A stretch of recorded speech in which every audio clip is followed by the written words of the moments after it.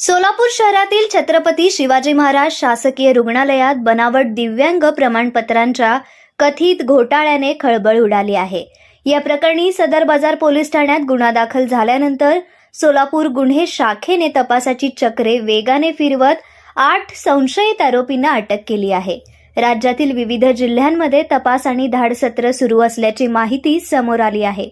या प्रकरणात शासकीय रुग्णालयातील निवासी वैद्यकीय अधिकारी डॉक्टर सतीश भाऊराव कणके, वरिष्ठ लिपिक वसीम शौकत खान आणि वरिष्ठ लिपिक सागर गोविंद राजपूत यांच्यासह राजेश जाधव, महेश बारगजे, राजेश ढवण, विजय गर्जे आणि अरुण शिंपी यांना अटक करण्यात आली आहे। शासकीय नोकरी नियमित करण्यासाठी बनावट आधार कार्डाचा वापर करून दिव्यांग प्रमाणपत्र मिळवल्याच्या तक्रारीनंतर चौकशी समिती नेमण्यात आली होती।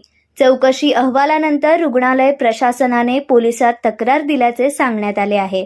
दरम्यान प्रहार दिव्यांग संघटनेचे पदाधिकारी अजित कुलकर्णी यांनी कार्यकर्त्यांसह शासकीय रुग्णालयाचे अधिष्ठाता डॉक्टर ऋत्विक जयकर यांची भेट घेऊन निवेदन दिले।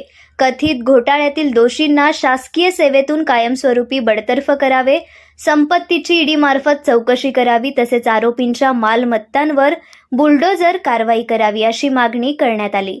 खऱ्या दिव्यांग व्यक्तींना प्रमाणपत्रासाठी हेलपाटे मारावे लागतात, तर बनावट प्रमाणपत्रांच्या माध्यमातून गैरप्रकार करणाऱ्यांवर कठोर कारवाई होणे आवश्यक असल्याचे अजित कुलकर्णी यांनी सांगितले।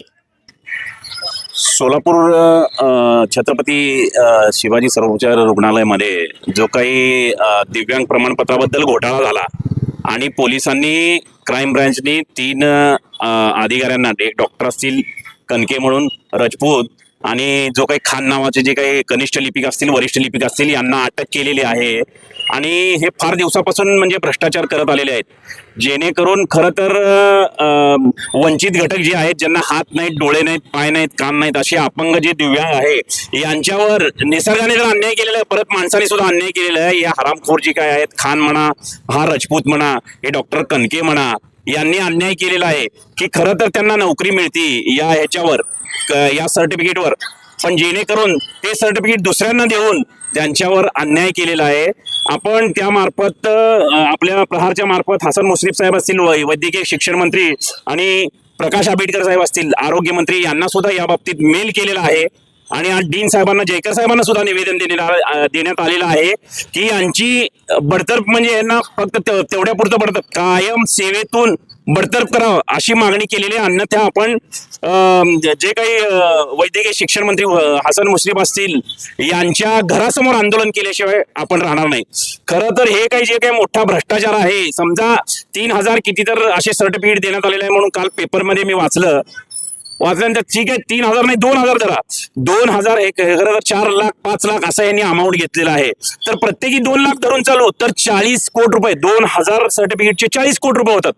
म्हणजे एवढा मोठा भ्रष्टाचार असतील, वरिष्ठ अधिकारी असतील, यामध्ये डॉक्टर असतील, यामध्ये जे काही म्हणजे ह्याचे लिपिक असतील किंवा कुठलेही डॉक्टर्स असतील संबंधित खात्याचे, यांची सुद्धा चौकशी करणं गरजेचं आहे।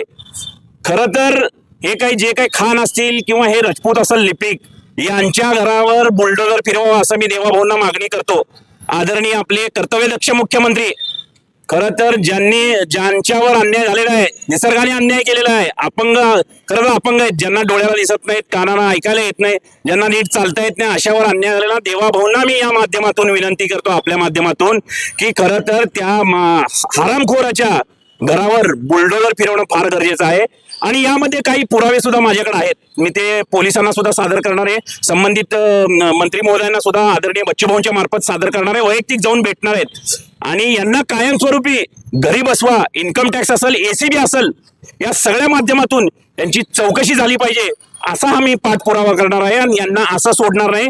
आणि यांची जी काय असेल कस्टडी संपल्यानंतर हे बाहेर आले की यांच्या तोंडाला काळं फासल्याशिवाय मी राहणार नाही। धन्यवाद। त्या वरिष्ठ मोठी संपत्ती गोळा केलेली आहे, पुण्यामध्ये असू दे किंवा इतर ठिकाणी असू दे, आणि त्यांचे जे राहणीमान उच्च एकदम आहे, तर हे कसं शक्य आहे की वरिष्ठ त्यांचे नातेवाईक, काही शक्य होऊ शकतं पैसा काही शक्य करू शकता. आता तुम्हाला म्हटलं 3,000 किती तर सर्टिफिकेट दिलेले आहेत. 3,000 नाही 2,000 तर 2,000 4-4 5-5 लाख रुपये घेतलेत. अमाऊंट वाढती, पण मी काय म्हणतो प्रत्येकी 2 लाख रुपये घेतले समजा तर 40 लाख रुपये झाले. यांनी घरात मार्बल बसवलेला आहे.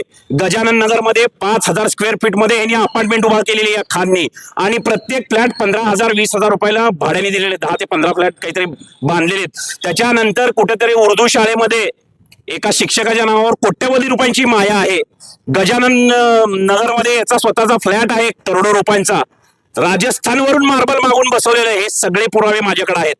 मी याला असं सोडणार नाही. हा बाहेर आला की याचं तोंड काळं करून त्यावेळेसपासून मी म्हणजे शीघ्रम करणार आहे. त्या पद्धतीचं डीन साहेबांना पत्र दिलेलं आहे. दोन्ही आंबेडकर साहेब असतील किंवा हसन मुश्रीफ साहेब असतील यांना सुद्धा बच्चूभाऊंच्या मार्फत पत्र घेऊन यांची वेळ येऊन सर्व गोष्टीचा पाठपुरावा करून सर्व पुरावे देऊन याचा खुलासा केला आणि ह्यांना कायम घरी बसवल्याशिवाय मी राहणार नाही.